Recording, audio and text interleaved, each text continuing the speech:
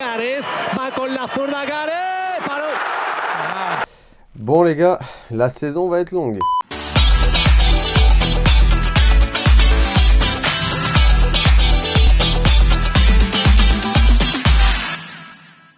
Salut les gars, c'est Salim du VFC, j'espère que vous allez bien. Aujourd'hui on se retrouve pour le débrief du dernier match de pré-saison du Real Madrid AC Milan 0-0. Autant dire que le match il était assez pété, mais bon, il fallait quand même revenir dessus pour analyser tous les joueurs, leur forme physique, le niveau tactique, le niveau technique et avoir une idée des conditions dans lesquelles le Real Madrid va pouvoir s'engager dans la Liga, dans la reprise de championnat qui reprend la semaine prochaine. Donc concrètement les gars, avant le match, il y avait déjà une pluie d'absents, énormément de monde qui n'était pas là, Benzema, Mendy qui revient de blessure, Eden Hazard bien sûr. Donc il y avait quand même des absents de poids, de marque dans le match. Donc on s'attendait finalement à avoir une équipe quand même remaniée sur le terrain, ce qui a été le cas. L'équipe titulaire, Courtois, Marcelo à gauche, charnière centrale, Nacho Alaba, Vasquez arrière droit, milieu comme d'habitude ça bouge pas, Modric, Casemiro, Isco en tant que titulaire, Rodrigo à gauche, attaquant de pointe, Jovic et à droite, Gareth Bale. Donc pour le coup c'était l'occasion de revoir certains joueurs qui étaient en retour de prêt comme Gareth Bale, comme Jovic, etc. Voir ce qu'ils pouvaient donner, voir s'ils avaient justement l'envie de réussir au Real Madrid. De manière globale, quand on analyse le match, il s'est pas passé grand chose. Ce qu'on peut quand même notifier, c'est que le match se sépare en deux parties. Première mi-temps, c'était une équipe qui ressemble à peu près à ce qui devrait démarrer en début de saison et la reprise du championnat. Donc des joueurs quand même de gros calibre, qui ont une certaine expérience, etc. Il a pas fait de folie, Carlo Ancelotti. Dans la seconde mi-temps, par contre, il a fait énormément de changements. Quasiment toute l'équipe a été changée. Donc vraiment, c'était l'occasion de voir le niveau physique de certains joueurs. Et pour certains, j'ai pas été déçu du tout. On va commencer déjà par la base, Courtois et la défense centrale. Courtois, Nacho, Alaba. Clairement, Alaba, c'est une énorme belle surprise. On pouvait penser qu'avec l'expérience qu'a Nacho au sein de l'effectif, il allait tout de suite prendre le lead de la défense et voilà que Alaba allait prendre son temps pour pouvoir s'adapter à la défense du Real Madrid. Or, c'était pas le cas du tout. Alaba, tout de suite, il s'est montré en tant que leader, en tant que patron de la défense centrale. Donc vraiment, c'était un vrai plaisir de pouvoir le voir aux côtés de Nacho. L'attaquant de pointe qui était en face, c'était Olivier Giroud. On l'a pas vu du match. Il a fait un très bon match, que ce soit sur le niveau physique, il était présent. Au niveau technique, très peu de déchets. Donc vraiment une très belle surprise, même dans son leadership, comme je l'ai dit. Il a montré qu'il était présent et que vous pouvez compter sur lui justement pour la reprise de la saison. Donc vraiment, Alaba, c'est le top du top, très content. Nacho, pareil, toujours égal à lui-même. Il a fait également un très bon match. Il est resté sur le terrain pendant les 90 minutes. Très peu de déchets, à part 2-3 séquences de jeu où voilà, il a tenté des tacles un peu hasardeux et il s'est fait prendre de vitesse. Mais vraiment, à part ces deux petites actions-là, d'ailleurs sans conséquence, voilà, il a fait son match, rien à dire, même niveau physique, il est prêt, pas de souci. Ma très belle surprise dans cette défense du Real Madrid ce soir, c'était Vasquez. Vasquez qui, pour le coup, on le sait, qui a eu une rupture des ligaments croisés l'année dernière. On sait aussi que finalement, quand tu as ce type de blessure, c'est extrêmement compliqué de revenir, surtout quand tu as un âge avancé. Lui, il a plus de 30 ans. Donc, on pouvait se dire et on pouvait s'interroger sur le niveau qu'il pouvait afficher. Et le gars, c'est le patriote, égal à lui-même, le guerrier, le gladiateur, physiquement présent, vitesse, technique, projeté vers l'avant, jamais pris de court par l'adversaire, jamais pris de vitesse, toujours bien placé, la bonne passe, les bonnes combinaisons. Donc vraiment, comme je le disais, j'avais quelques inquiétudes, mais finalement, on a largement retrouvé le Vasquez de la saison dernière, donc ça fait extrêmement plaisir. Au milieu de terrain, Casemiro, Modric, toujours les patrons. Comme d'hab, ça bouge pas. Ils ont fait un gros match aussi. Modric, il a vraiment un placement entre le 8 et le 10 et je trouve que ça lui va à merveille. C'est exactement dans cette position qu'il peut créer du danger, que ce soit avec ses exters, avec ses petites combinaisons avec Vasquez à droite, etc. Et puis, comme on le sait, avec Gareth Bale, il y a une relation particulière entre les deux. Ils se trouvent assez facilement. Donc vraiment, comme d'hab, ça bouge pas. C'est une valeur sûre. Mon gars sûr, c'est Modric. Il a été malchanceux dans une occasion. Il a touché la barre. C'était la plus grosse occasion de la première mi-temps, à part le penalty de Gareth Bale, on en parlera. Mais effectivement, Modric, comme d'hab, au top. Isco, par contre, très clairement, niveau physique, très en dessous. Je l'ai trouvé lent, pas du tout tonique. Explosivité, zéro. Franchement, c'était pas un bon match d'Isco. Clairement, lui aussi, je pense qu'il fait partie des joueurs qui ont fait leur temps au Real Madrid et qui ont vraiment besoin d'aller voir ailleurs. Je pense qu'un nouveau challenge, ça lui ferait un bien fou. Et au Real Madrid, franchement, ça nous libérerait une place au milieu. Et ça serait que positif, surtout vu les rentrées des petits jeunes en deuxième mi-temps, avec Blanco notamment, qui a fait une très belle rentrée et qui justement, avec un départ de Isco par exemple, pourrait gratter un petit peu de temps de jeu, que ce soit en Coupe du Roi ou même dans certains matchs de championnat. Et ça ferait extrêmement plaisir aussi de pouvoir les voir évoluer et montrer l'étendue de leur talent. Donc honnêtement, Isco, vraiment très moyen et c'est vraiment le temps pour lui de partir. Au niveau de l'attaque, comme je l'ai dit, Rodrigo à gauche, Bale à droite, Jovic, franchement... J'en peux plus de ce mec. Déjà que le gars, il vient, il est hors de forme. T'as l'impression... le mec, c'est un mec du dimanche. C'est le mec qui joue à côté du stade de chez toi. Et il a une vie, le mec. Il boit, il mange, il n'y a pas de souci. Mais accessoirement, il joue au football.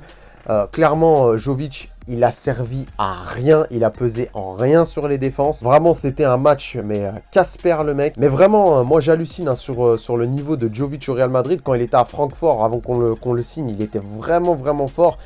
Même physiquement dans les duels aériens et tout. Mais là, il sert à rien, il est vraiment flingué. Ce mec est pété, franchement. Je sais même pas comment la cellule de recrutement a pu finalement se focaliser sur un profil comme lui pour être la doubleur de Karim Benzema. C'est pas du tout le même profil. Tu sens que le mec, il est pâteau, que la Liga, ça lui correspond pas du tout. Et finalement, ça se voit sur le terrain. Même limite, j'ai envie de dire, il fait pitié, le mec. T'as envie de lui dire, vas-y, va jouer avec la Castilla, tu vas te faire plaisir parce que là, c'est trop élevé pour toi.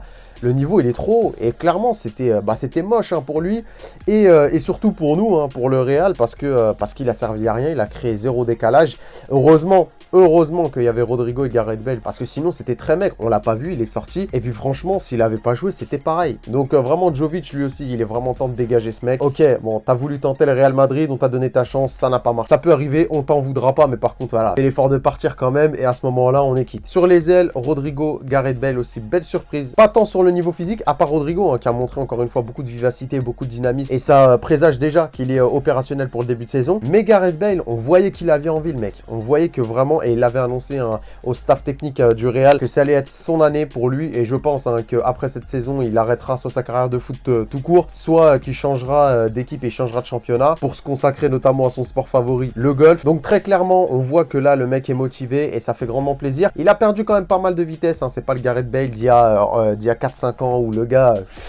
c'est une fusée spatiale. Le seul truc que tu vois, c'est son short et ses pompes. Mais il a été là, il s'est créé des occasions, il a essayé, il a beaucoup essayé. Il a eu un peu de mal hein, face à Théo, qui a fait un gros match d'ailleurs. Mais il a fait le taf, il a provoqué un penalty hein, sur une belle action où il part tout seul, il résiste contre deux défenseurs et franchement, chapeau. Mais voilà, malheureusement, il l'a raté. C'est pas vraiment un problème, c'est encore une fois un match de préparation. Faut qu'il prenne confiance et surtout, faut qu'il monte en régime. Mais en tout cas, pour ce début de saison, ça laisse quand même présager de bonnes choses en ce qui concerne notamment Gareth Bale. Et comme je disais pour Rodrigo, il continue sa progression et encore une fois, c'est de bon augure. Maintenant, dans la deuxième mi-temps, les différentes rentrées, elles ont vraiment impacté le match en termes d'intensité. Hein, c'est vraiment redescendu d'un cran. Mais il y a vraiment de belles surprises. Et là, on se rend compte que la Castilla, que le Real Madrid et son centre de formation travaillent vraiment très bien pour sortir des petites pépites. Tous les joueurs qui sont rentrés de la Castilla ont été au niveau. L'arrière gauche, Blanco et Arribas, les mecs, franchement... Ça sent les mecs d'avenir, hein. Ça sent vraiment les petites pépites qui devraient éclore cette saison, voire l'année prochaine. Mais en tout cas, en les incorporant dans le groupe, et vu la rentrée qu'ils ont fait, je pense que Carlo Ancelotti pourra compter sur eux. Je pense que s'il y a des départs au milieu de terrain, comme Isco notamment, il devrait y avoir une place pour l'un de ces jeunes-là. Et honnêtement, c'est pas volé. Ils ont fait vraiment une très bonne rentrée. Et encore une fois, c'était vraiment pas mal. Donc pour analyser la rencontre, comme je l'ai dit, hein, on devrait pas avoir cette équipe-là titulaire. Il manquait quand même pas mal de monde. Benzema, Hazard, donc forcément, quand ils vont réintégrer l'équipe, ils seront sur le terrain, ils seront titulaires.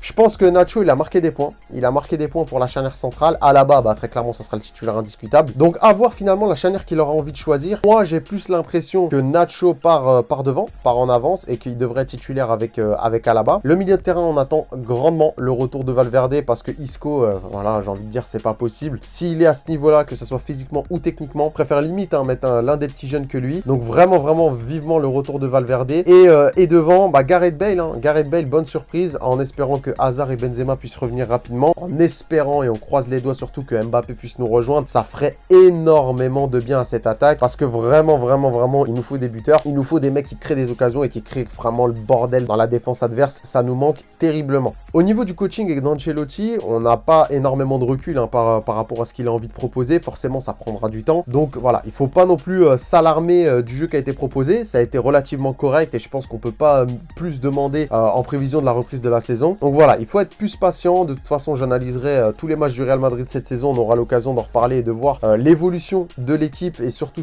si on a des recrues comme Kylian Mbappé, ça devrait encore une fois donner un énorme bol d'air à l'équipe pour proposer un football offensif. On sait que dans la période Ancelotti version 1, c'était très porté sur les attaques rapides, avec la BBC notamment. Là, actuellement, avec les joueurs en place, ça ressemble à peu près à ce même schéma, même si ça manque de vitesse dans la transition. Et là, c'est pour ça qu'il nous faut absolument le retour de Karim Benzema qui devrait justement créer ce lien, comme à l'époque au niveau de la BBC, et pouvoir huiler ce schéma tactique et ce schéma offensif d'Ancelotti. Donc voilà les gars pour l'analyse de ce dernier match de pré-saison. Vivement la reprise du championnat, ça reprend donc la semaine prochaine. On commence commencera par le Deportivo Alavés. J'espère vraiment qu'on pourra prendre les 3 points. Les reprises de championnat, c'est toujours compliqué. Donc voilà les gars, si t'as kiffé la vidéo, n'hésite pas à la liker, à t'abonner si c'est pas encore déjà le cas. Petite cloche pour ne rien rater des prochaines vidéos. Et nous, on se retrouve très prochainement sur la chaîne. C'était Salim du VFC. Prenez soin de vous.